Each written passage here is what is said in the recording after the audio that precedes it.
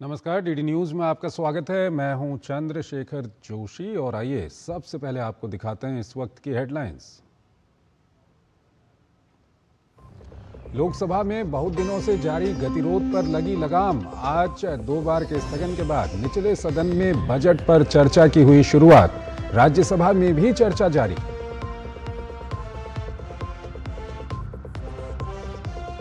Cyber crime पर कसेगी नकेल। अब से कुछ ही देर में केंद्रीय गृह मंत्री अमित शाह सीबीआई की नई साइबर क्राइम शाखा का करेंगे उद्घाटन। साइबर फ्रॉड से निपटने पर राष्ट्रीय सम्मेलन की भी करेंगे शुरुआत। पश्चिम बंगाल में बढ़ रहा सियासी तापमान। भाजपा प्रवक्ता संबित पात्रा ने कहा, कांग्रेस और ममता बनर्जी ने फैलाया एसआईआर को फर्जी बताने का नैरेटिव। सुप्रीम कोर्ट के एसआईआर पर बयान को ममता सरकार के लिए बताया झटका।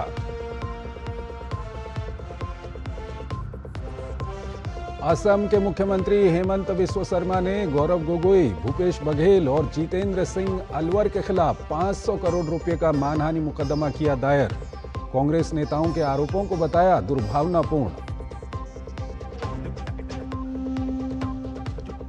T20 क्रिकेट विश्व कप में न्यूजीलैंड के खिलाफ यूएई कर रहा पहले बल्लेबाजी। वहीं डी लिडो के हरफनमौला प्रदर्शन से नीदरलैंड्स ने नामीबिया को 7 विकेट से दी मार। पाकिस्तान अमेरिका की टीमें भी होंगी आमने सामने।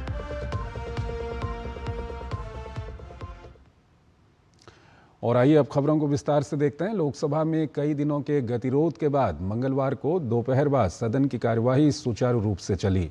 बजट पर चर्चा के दौरान कांग्रेस की ओर से सांसद शशि थरूर ने हिस्सा लिया और सरकार की आर्थिक नीतियों पर अपने विचार रखे। कांग्रेस सांसद शशि थरूर ने पीएम किसान सम्मान निधि के तहत किसानों को दी जाने वाली आर्थिक मदद का मुद्दा उठाया और कहा कि सरकार को 2000 की राशि बढ़ाने पर ध्यान देना चाहिए। समाजवादी पार्टी की ओर से अखिलेश यादव ने बजट चर्चा में हिस्सा लिया। भुवनेश्वर से भारतीय जनता पार्टी की सांसद अपराजिता सारंगी ने बजट का समर्थन करते हुए सरकार की प्राथमिकताओं को सदन के सामने रखा। A budget which reflects our commitment, the commitment of the government, the conviction of the government and the consistency of the government.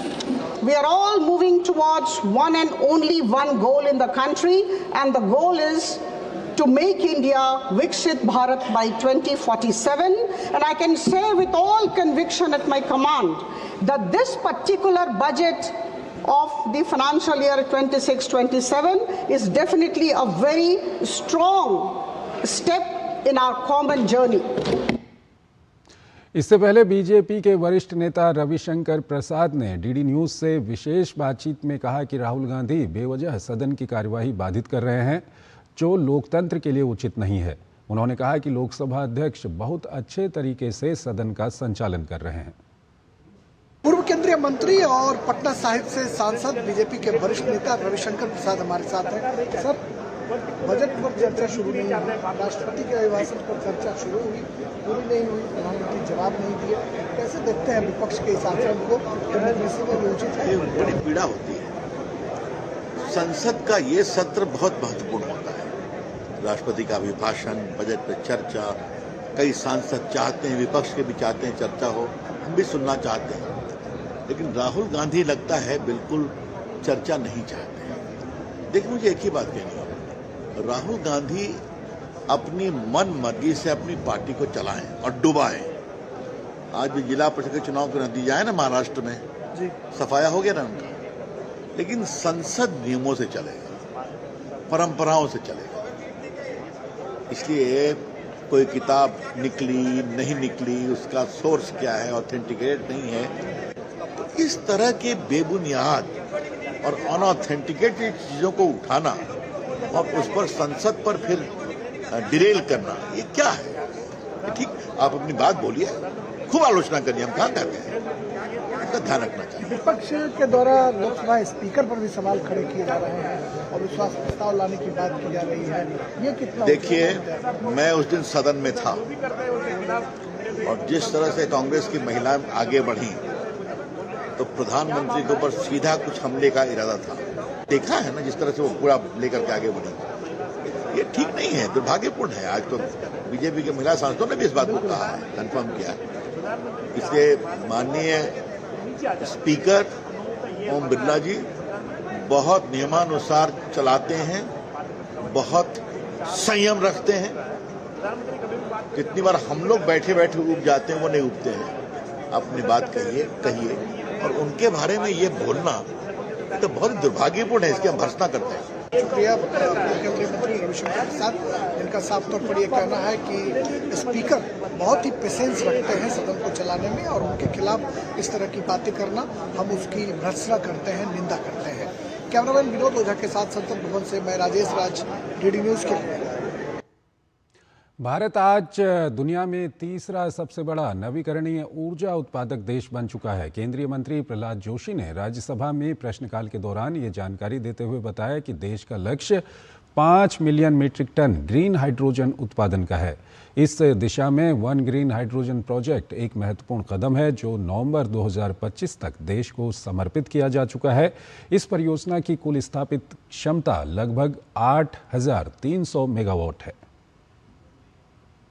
We are the third largest renewable energy producer in the world today, sir. 5 million metric ton का जो हमारा आज के दिन में target है, उसमें हमारा as on November 2025 21 green hydrogen projects have been commissioned across the country with the total capacity of 8,300 TPA, sir. Rajya Sabha में प्रश्नकाल के दौरान केंद्रीय आयुष मंत्री प्रताप राव गणपत राव जाधव ने जानकारी दी कि देश भर में 3,13,000 से अधिक पोषण वाटिकाओं का विकास किया जा चुका है। उन्होंने बताया कि इन पोषण वाटिकाओं के माध्यम से आंगनबाड़ी स्तर पर महिलाओं, गर्भवती महिलाओं और छोटे बच्चों के पोषण को मजबूत किया जा रहा है। इस पहल में आयुष विभाग, स्वास्थ्य विभाग और महिला एवं बाल कल्याण विभाग मिलकर सहयोग कर रहे हैं ताकि लाभार्थियों को बेहतर पोषण और स्वास्थ्य सुविधाएं सुनिश्चित की जा सकें। ये कदम देश में मातृ एवं शिशु स्वास्थ्य सुधार की दिशा में एक महत्वपूर्ण प्रयास है। 3.13 लाख से अधिक पोषण वाटिकाएं विकसित की गई है और जिसके माध्यम से निश्चित रूप से आंगनवाड़ी के माध्यम से महिला हो, गर्भवती हमारी माता हो या छोटे बालक हो, उनके पोषण के लिए स्वास्थ्य विभाग के साथ, महिला और बाल कल्याण विभाग के साथ में हमारा आयुष विभाग भी सहयोग करता है। पश्चिम बंगाल की तृणमूल कांग्रेस की सांसद महुआ मोइत्रा के एक बयान को लेकर विवाद सामने आया है। उन्होंने हाल ही में कहा कि चुनाव आयोग द्वारा नियुक्त किए गए माइक्रो ऑब्जर्वर के काम का उद्देश्य किसी सांसद को डराने धमकाने का है। ये बयान सोशल मीडिया और कुछ चैनलों पर तेजी से वायरल हुआ। हालांकि पश्चिम बंगाल के चीफ इलेक्शन ऑफिसर सीईओ के कार्यालय ने इस बयान पर तुरंत प्रतिक्रिया दी और इसे भ्रामक करार दिया। सीईओ कार्यालय ने स्पष्ट किया कि representation of the people act 1950 की धारा 32(3) के तहत कोई भी न्यायालय तब तक किसी अपराध का संज्ञान नहीं ले सकता जब तक कि शिकायत चुनाव आयोग या मुख्य निर्वाचन अधिकारी की ओर से ना की गई हो। सीईओ कार्यालय ने कहा कि माइक्रो ऑब्जर्वर को उनके निर्धारित कर्तव्यों का निर्वाह बिना किसी डर या दबाव के करना चाहिए। सांसद महुआ मोइत्रा को ये भी याद दिलाया गया कि सार्वजनिक कर्मचारियों को धमकाना धारा 224 BNSS के तहत अपराध है और इसके लिए 2 साल तक की जेल की सजा हो सकती है। असम के मुख्यमंत्री हेमंत बिस्वा शर्मा ने कांग्रेस के वरिष्ठ नेताओं गौरव गोगोई, भूपेश बघेल और जितेंद्र सिंह अलवर के खिलाफ 500 करोड़ रुपए के हर्जाने की मांग करते हुए दीवानी और आपराधिक मानहानि के मुकदमे दायर किए हैं।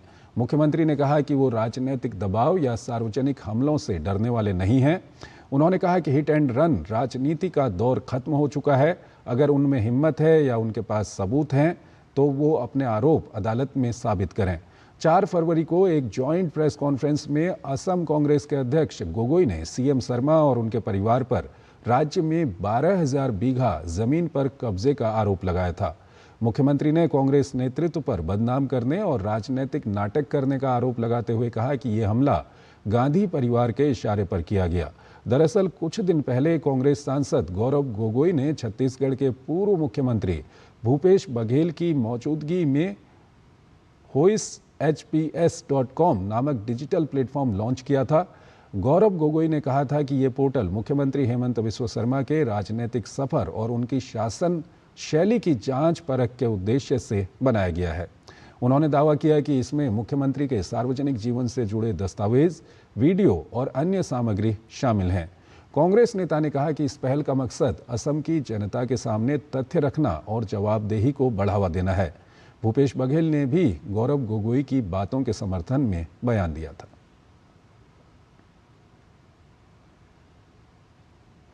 खबरें अभी और भी हैं, लेकिन पहले एक छोटा सा ब्रेक। भारत में सालाना हजारों लोग हाथी पांव नाम की बीमारी की चपेट में आकर जीवन भर के लिए अपाहिज हो जाते हैं। मलेरिया की तरह ही हाथी पांव एक मच्छर के काटने से फैलता है और ये याद रखिए कि हाथी पांव का कोई इलाज नहीं है। गांव, शहर, अमीर, गरीब, हर जात और धर्म की रेखा पार कर किसी को भी अपनी जकड़ में ले सकता है हाथी पांव। पर डरे नहीं, इसका बचाव आसान है। साल में सिर्फ एक बार सरकार द्वारा दी हुई मुफ्त दवाएं खाएं और इस बीमारी से अपने आप को और अपने परिवार को बचाएं। याद रहे, MDA कार्यक्रम 10 फरवरी से शुरू होकर 2 सप्ताह तक चलेगा। दवा जरूर खाएं। स्वास्थ्य एवं परिवार कल्याण मंत्रालय, भारत सरकार द्वारा जनहित में जारी। मेरी पसंद, मेरी पसंद, मेरी पसंद, मेरी पसंद, हमारी पसंद, हम सबकी पसंद। मजबूत देश का मजबूत सरिया हो गया steel. Message message message. Dear investor, एक एक्सपर्ट स्टॉक टिप खास आपके लिए। ये ऐप डाउनलोड करो और पैसे डबल करो। एक्सपर्ट जी, बदमाश का बाप हूँ मैं। ऐप डाउनलोड करने से पहले मैं आपका पूरा रिपोर्ट कार्ड निकालूंगा। मैं मूर्ख नहीं हूँ। डिस्टेंस। यूपीआई कहता है अगर कोई ऐसी सलाह दे तो पहले एडवाइजर की पूरी जांच कर ले और कहे मैं मूर्ख नहीं।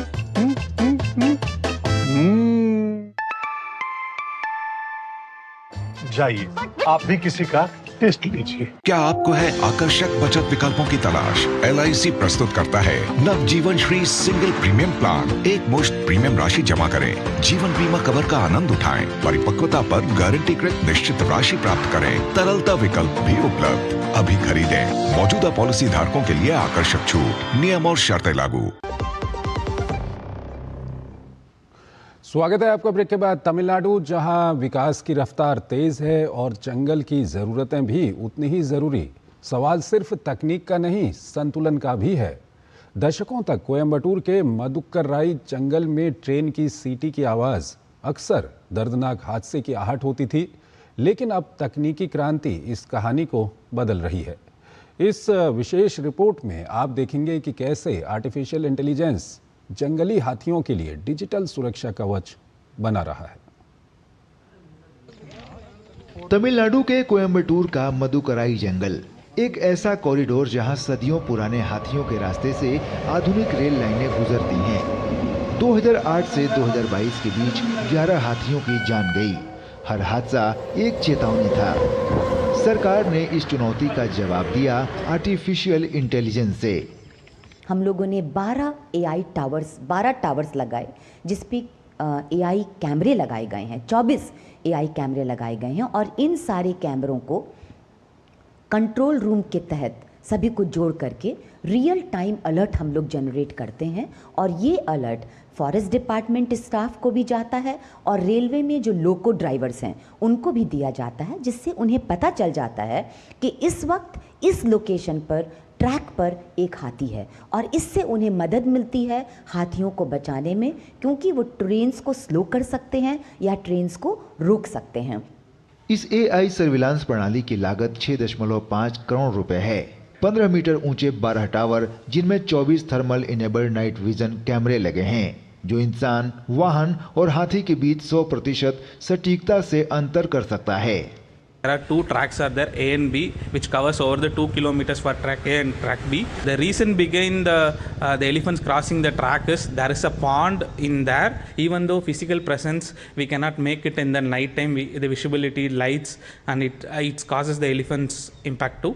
मानव हाथी संघर्ष का सबसे संवेदनशील क्षेत्र रहे होसूर में भी वन विभाग ने इस मॉडल को लागू किया है। यहाँ 3 किलोमीटर का हाई रिस्क जोन एआई और ड्रोन कैमरों की निगरानी में है। थर्मल ड्रोन रात के अंधेरे में भी हाथियों को साफ देख लेते हैं, जिससे लगभग 50% झुंडों को समय पर रहते जंगल के अंदर ही मोड़ दिया जाता है। मतलब संघर्ष से पहले समाधान। तमिलनाडु का यह मॉडल बताता है कि एआई सिर्फ स्मार्ट शहरों के लिए ही नहीं है, बल्कि स्मार्ट संरक्षण के लिए भी है। मतलब जंगल भी सुरक्षित और भविष्य भी। Bureau report, DD news. Multani pharmaceuticals limited के चेयरमैन डॉक्टर प्रदीप मुल्तानी ने भारत और अमेरिका के बीच हुए द्विपक्षीय व्यापार समझौते को फार्मा उद्योग के लिए बेहद सकारात्मक कदम बताया है। उन्होंने कहा कि इस समझौते ने भारतीय फार्मा कंपनियों का आत्मविश्वास और बढ़ा दिया है। भारत अमेरिका बायलैटरल व्यापार समझौता दवा उद्योग के लिए एक पॉजिटिव कदम है, खासकर ऐसे समय में जब दुनिया भर में सस्ती और भरोसेमंद दवाइयों की जरूरत बढ़ रही है। इस समझौते से भारतीय फार्मा कंपनियों को भरोसा मिला है, क्योंकि जेनरिक दवाइयों पर अतिरिक्त टैरिफ का खतरा फिलहाल नहीं है, जिससे अमेरिका, जो भारत का सबसे बड़ा दवा निर्यात बाजार है, उस पर हमारी सप्लाई लगातार जारी रह सकेगी। डेकी इलेक्ट्रॉनिक्स के एमडी विनोद शर्मा ने भारत अमेरिका व्यापार समझौते के फायदों को रेखांकित करते हुए कहा कि इस समझौते से इलेक्ट्रॉनिक्स और मैन्युफैक्चरिंग सेक्टर को लाभ मिलेगा। उन्होंने बताया कि टैरिफ कम होने से सेक्टर के एक्सपोर्ट्स में भी वृद्धि होगी।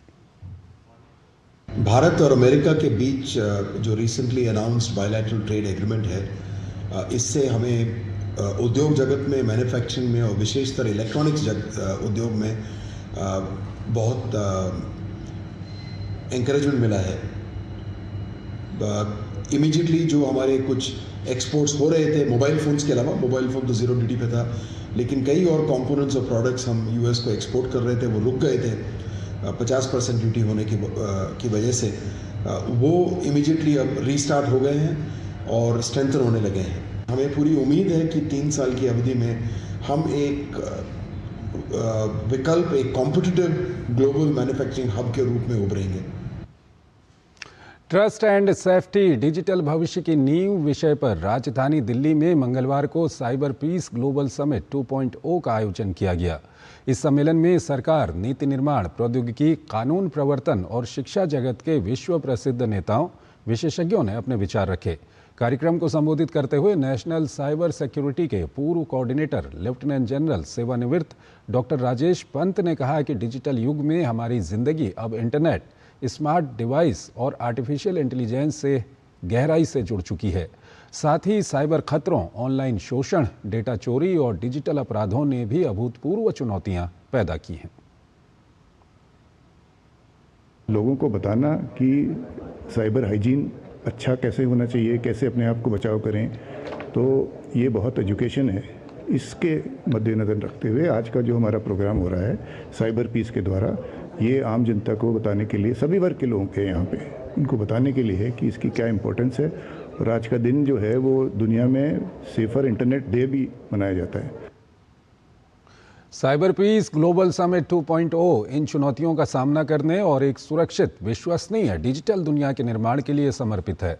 इस समिट में कई महत्वपूर्ण विषयों पर गहन चर्चा के साथ ही आर्टिफिशियल इंटेलिजेंस और अपराध, एआई के दुरुपयोग को रोकने और इसके सकारात्मक उपयोग को बढ़ावा देने जैसे विषयों पर चर्चा हुई। 100 से ऊपर स्पीकर्स हैं। भारत ही नहीं, विदेशों से स्पीकर भी हैं यहाँ पे। अलग अलग अफ्रीकन कंट्री से हैं, यूएस से हैं, ऑस्ट्रेलिया से हैं जो स्पीकर्स आ रहे हैं। और करीब 1000 से ऊपर लोग हैं यहाँ पे जो कि विज़िट कर रहे हैं। 8 तारीख को इसकी शुरुआत हुई थी। 8-9 हमने फोकस किया एम्पावरमेंट प्रोग्राम्स में, जहाँ के अलग अलग वर्ग के लोगों को, महिलाओं को, बच्चों को, सीनियर सिटीजन्स को हमने ट्रेन किया। और आज का दिन है जो कि एक फाइनल कंक्लूडिंग डे आप कह सकते हैं, 10 तारीख, जहाँ पे हम साइबर सुरक्षा के एक्सपर्ट्स, लीडिंग ग्लोबल एक्सपर्ट्स को ला करके हम यहाँ पे उनसे, यहाँ पे कॉन्फ्रेंस में हम उनसे टॉक दिलवा रहे हैं। भारत के पूर्व क्रिकेट कप्तान सौरभ गांगुली और विश्व कप विजेता टीम के तेज गेंदबाज रहे जहीर खान ने भारतीय कॉर्पोरेट प्रीमियर लीग के सीजन 4 की ट्रॉफी और जर्सी का अनावरण किया। दोनों समारोह में ब्रांड एम्बेसडर के रूप में वो पहुंचे। ये भव्य आयोजन राष्ट्रीय राजधानी में आयोजित किया गया। BCPL अपने इतिहास में पहली बार अंतर्राष्ट्रीय स्वरूप में आयोजित की जा रही है, जिसमें कुल 10 टीमें खिताब के लिए मुकाबला करेंगी। लीग से जुड़े आयोजकों के अनुसार नीलामी में चुने गए खिलाड़ी एक सीजन में 2 लाख रुपये से लेकर 15 लाख रुपये तक की कमाई कर सकेंगे। प्रतियोगिता की विजेता टीम को 2 करोड़ रुपए की इनामी राशि दी जाएगी, जबकि उप विजेता टीम को 1 करोड़ रुपए का पुरस्कार मिलेगा। इसके अलावा प्लेयर ऑफ द सीरीज को एक लग्जरी लेक्सस कार देने की भी घोषणा की गई है। लोग देखते हैं कि मैचेस हो रहे हैं, स्टैंडर्ड ऑफ मैचेस हैं, फैसिलिटीज़ क्या मिल रहे हैं, कहाँ जाके खेलना पड़ेगा, टीवी में आते हैं, तो हर टूर्नामेंट इवॉल्व करता है। अपॉर्चुनिटी है, प्लेटफॉर्म है खेलने का। और ये कॉर्पोरेट क्रिकेट पहले भी था, अलग फॉर्मेट पे था, और अभी तो T20 का समय है, तो इसमें मौका मिल जाता है लोगों को खेलने का। ये एक बहुत अच्छा प्लेटफॉर्म है। मैं समझता हूँ कि जिनको भी क्रिकेट से लगा हुआ प्यार है, लेकिन किसी कारण जब आप ज़िंदगी के भागदौड़ में व्यस्त हो जाते हो, तो एक अगर ऐसा आपको मौका मिलता है, एक ऐसा प्लेटफॉर्म मिलता है, तो ज़रूर एक मैं समझता हूँ बहुत ही इंस्पिरेशनल ये प्लेटफॉर्म हो सकता है। और उसी तरीके से पहले 3 सीज़न भी गए, चौथे सीज़न में और ज़्यादा आपको रौनक नज़र आ रही है। 2 लाख प्लस लोगों ने रजिस्टर किया था, 15,000 ट्रायल्स पे आए थे, और जो इस बार का प्राइस मनी पूल है वो 5 करोड़ प्लस है। क्योंकि इतने बड़े टूर्नामेंट कराने के लिए जो बैकग्राउंड में जो चलती चीज़ें वो काफ़ी बड़ी होती है। हाँ, और हमारे इंडिया में टैलेंट बहुत है, तो मेरे हिसाब से 2 सीज़न भी कम है, 3-4 सीज़न होने चाहिए। हम ट्राई करेंगे कि हम 2 सीज़न ला सकें और इसको और बड़ा करें। T20 क्रिकेट विश्व कप में आज चेन्नई में खेले जा रहे मैच में UAE का सामना न्यूजीलैंड से हो रहा है। UAE ने टॉस जीतकर पहले बल्लेबाजी का फैसला किया है। ताज़ा समाचार मिलने तक UAE ने 3 विकेट खोकर 142 रन बना लिए हैं। ICC T20 विश्व कप में आज खेले गए पहले मुकाबले में नीदरलैंड्स ने नामीबिया को 7 विकेट से हरा दिया। नामीबिया द्वारा दिए 157 रनों के लक्ष्य को नीदरलैंड्स ने 18 ओवर में 3 विकेट खोकर हासिल कर लिया। नीदरलैंड्स की ओर से बेस्डेल लीड ने 72 रन की नाबाद पारी खेली। इससे पहले टॉस हारकर पहले बल्लेबाजी करने उतरी नामीबिया ने 8 विकेट पर 156 रन बनाने में सफलता पाई। नामीबिया के लिए जैन फ्राइलिंक ने 30, जैन निकोल लॉफ्टी ईटन ने 42 और JJ स्मिथ ने 22 रन की पारी खेली। 2047 तक विकसित भारत के लक्ष्य को हासिल करने में AI बड़ा मददगार होने वाला है। AI में भारत अब दुनिया का नेतृत्व करने की तैयारी कर रहा है। इसी मकसद से दिल्ली में 16 से 20 फरवरी तक भारत AI इम्पैक्ट समिट 2026 का आयोजन किया जा रहा है। समिट के तमाम पक्षों और AI की अहमियत को बताने के लिए इसी पर हम एक सीरीज चला रहे हैं, AI इम्पैक्ट समिट भारत 2026।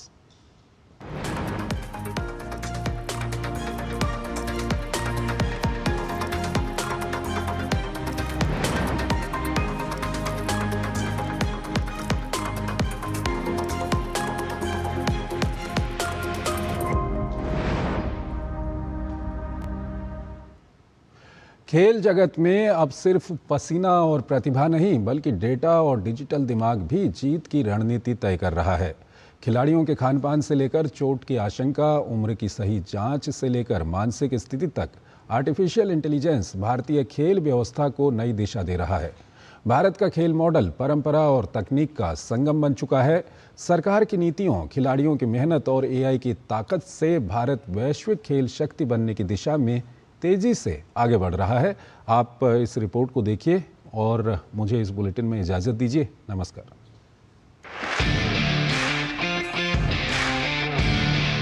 भारतीय खेल जगत आज एक ऐसे दौर में प्रवेश कर चुका है जहां मेहनत के साथ साथ डेटा और आर्टिफिशियल इंटेलिजेंस यानी AI भी जीत की रणनीति तय कर रहे हैं। प्रशिक्षण से लेकर प्रतिभा पहचान, चोट प्रबंधन से लेकर प्रदर्शन विश्लेषण तक तकनीक खेल इकोसिस्टम की तस्वीर बदल रही है।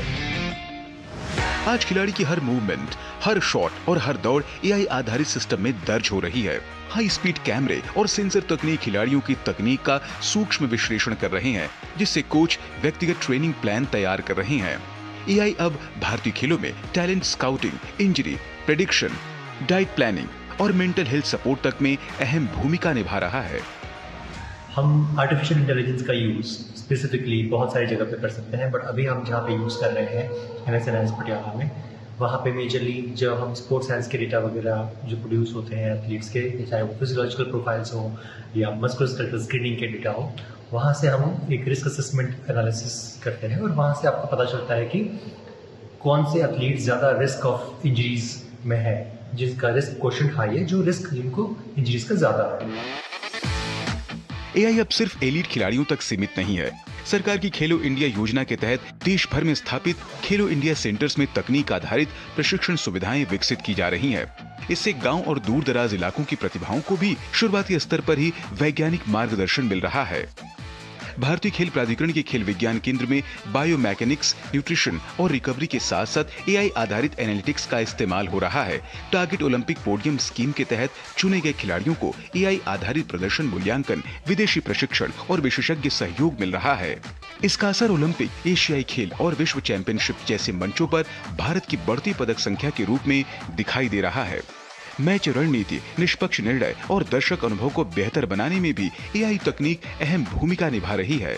सरकार की डिजिटल इंडिया और खेलों में मेक इन इंडिया पहल के तहत खेल तकनीक स्टार्टअप्स को बढ़ावा दिया जा रहा है। स्वदेशी वेरेबल डिवाइस, फिटनेस सॉफ्टवेयर और एनालिटिक्स प्लेटफॉर्म तैयार हो रहे हैं, जिससे आत्मनिर्भर भारत का सपना खेल जगत में भी साकार हो रहा है। दिल्ली स्थित national centre for sports science and research में विकसित स्पीड एआई भारत के खेल जगत में एक क्रांतिकारी पहल है। स्पीड एआई की सबसे बड़ी ताकत है चोट का अनुमान और बचाव। वर्कलोड, ज्वाइंट एंगल्स, चाल ढाल और मूवमेंट पैटर्न के आधार पर एआई पहले ही बता देता है कि खिलाड़ी को चोट का खतरा है या नहीं। अभी साई में करेंटली हम AI enabled sports sciences software use कर रहे हैं, जिसमें हम एथलीट्स की प्रोफाइल बनाते हैं उसके डिफरेंट स्पोर्ट्स के थ्रू और डिफरेंट स्पोर्ट्स साइंस के जो प्रोफाइल्स होते हैं, जैसे कि बायोमैकेनिकल प्रोफाइल्स, फिजियोलॉजिकल प्रोफाइल्स, इसको करने के बाद हम इंजरी प्रिडिक्ट करते हैं और इंजरी प्रिवेंशन पे काम करते हैं। इससे बड़ी चोट से पहले ही ट्रेनिंग में बदलाव कर दिया जाता है। यह प्लेटफॉर्म हर एथलीट की फिजिकल बेसलाइन मैपिंग करता है। यह प्लेटफॉर्म फिलहाल साई के 14 राष्ट्रीय उत्कृष्टता केंद्रों में लागू है। इसमें 6000 से ज्यादा एथलीट्स जुड़े हुए हैं। सरकार की खेलो इंडिया राइजिंग टैलेंट आइडेंटिफिकेशन योजना एआई और डेटा एनालिटिक्स के जरिए 9 से 18 साल के बच्चों में खेल प्रतिभा की पहचान कर रही है। डिजिटल इंडिया से लेकर खेलो इंडिया तक अब भारतीय खेल व्यवस्था एक नए युग में प्रवेश कर चुकी है, जहां कोच का अनुभव और एआई की ताकत मिलकर भारत के 2036 ओलंपिक सपनों को आकार दे रहे हैं।